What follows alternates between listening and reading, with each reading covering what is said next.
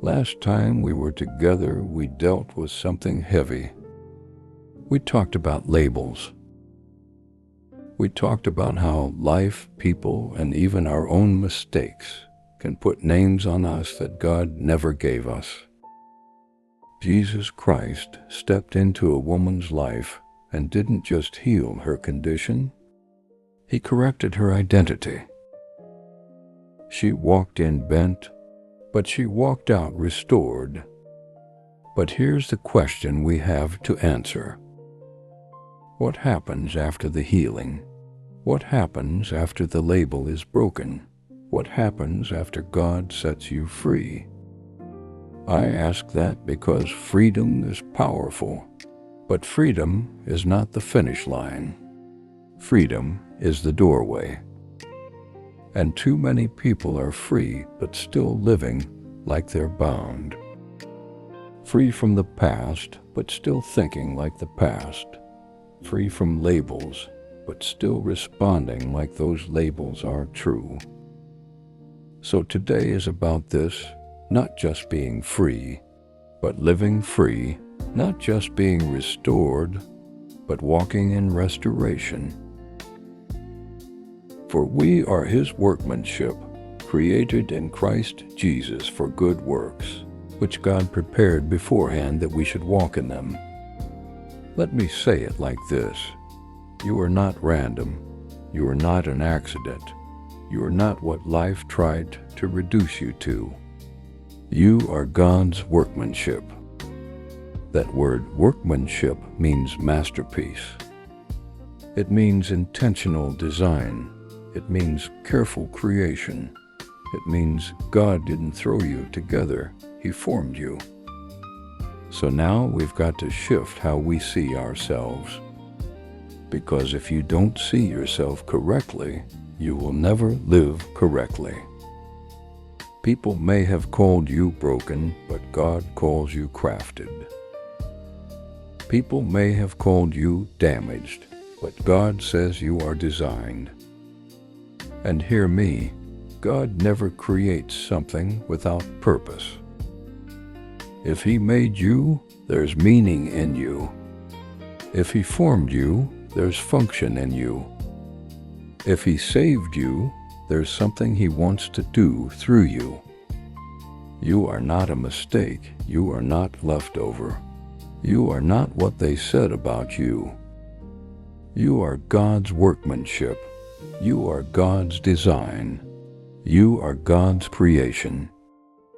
The text says we are created to walk in good works. Not to sit, not to observe, not to stay stuck, but to walk. Which means identity is not just something you believe, it's something you live. Let me take you back to that woman in Luke 13.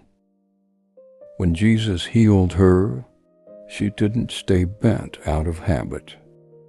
She stood up.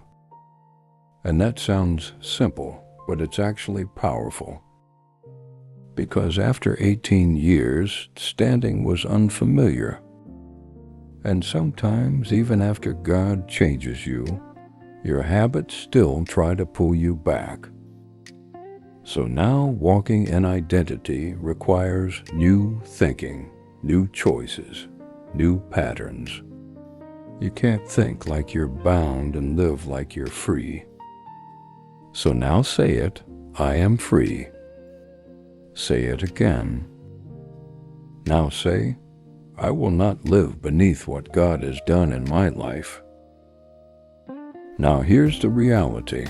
Not everybody will update how they see you. Some people will keep calling you what you used to be. Some voices will try to remind you of your past.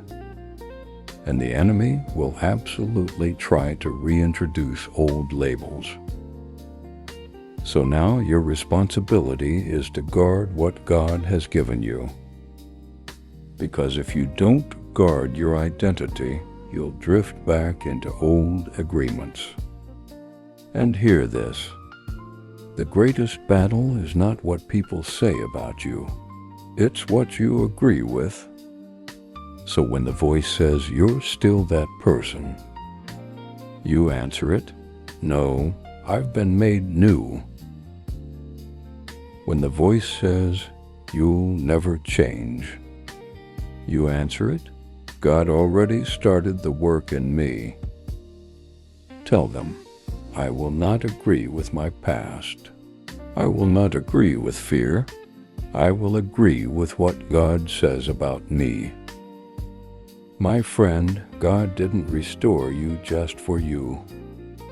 He restored you for purpose. The text says, "created for good works," which means there are lives you're supposed to impact. There are people you're supposed to encourage. There are places you're supposed to bring light into. You don't just carry healing, you carry influence.